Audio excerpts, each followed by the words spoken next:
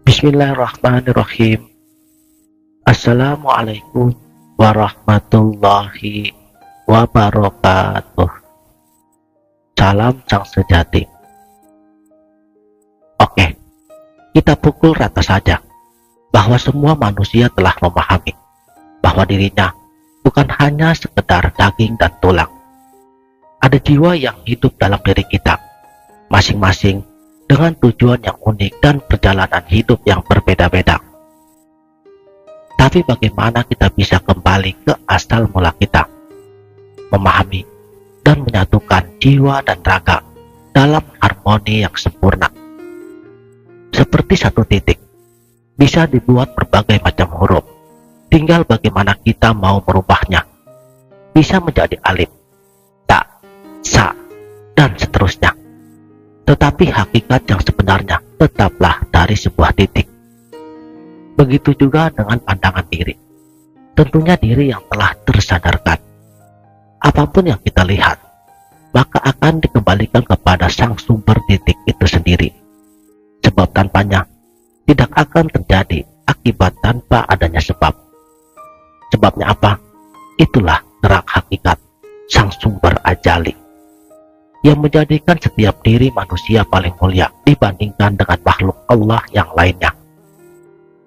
Oke, kita mulai dengan menghilangkan keburukan dan kepalsuan pada diri kita.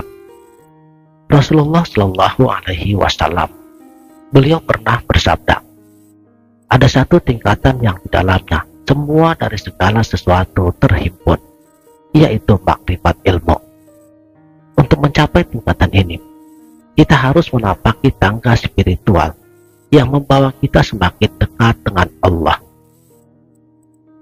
Ada 3 tujuan utama dalam hidup ini, yang sebenarnya adalah 3 jenis surga. Yang pertama, ma'wa, adalah surga kedamaian di dunia ini. Kedua, naim, adalah taman keridhaan Allah di alam malaikat. Dan yang ketiga, firdaus, adalah surga ketunggalan, tempat jiwa-jiwa kita bersatu dengan nama dan sifat ilahi.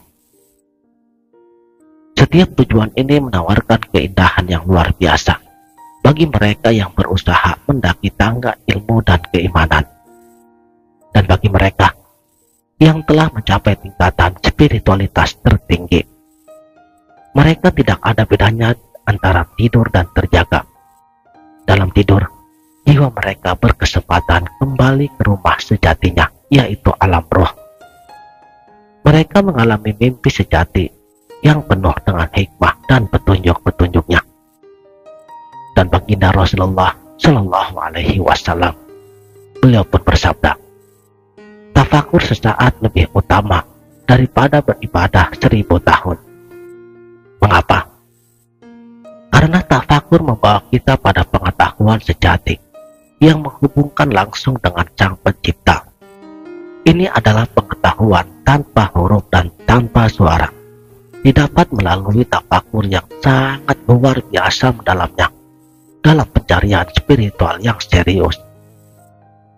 Para pecinta Allah, mereka memiliki mata batin yang dapat melihat keindahan ilahi di saat orang lain tertidur. Mereka adalah sahabat dekat Allah, tersembunyi dalam kesederhanaan, tetapi bercahaya dengan cinta dan hikmahnya. Para kekasih Allah adalah minyak wangi bagi dunia ini. Dan kata Yahya ibnu Mu'az ar-Raji, hanya mukmin sejati yang dapat merasakan keharuman mereka dan terdorong untuk mengikuti jejak mereka kepada Tuhan. Kekasih Allah adalah mereka yang telah melepaskan ego diri dan keinginan duniawi, menyatu dengan eksistensi hakiki. Dalam makom ini, mereka tidak lagi memiliki pilihan pribadi, melainkan hanya mengikuti segala kehendak Allah.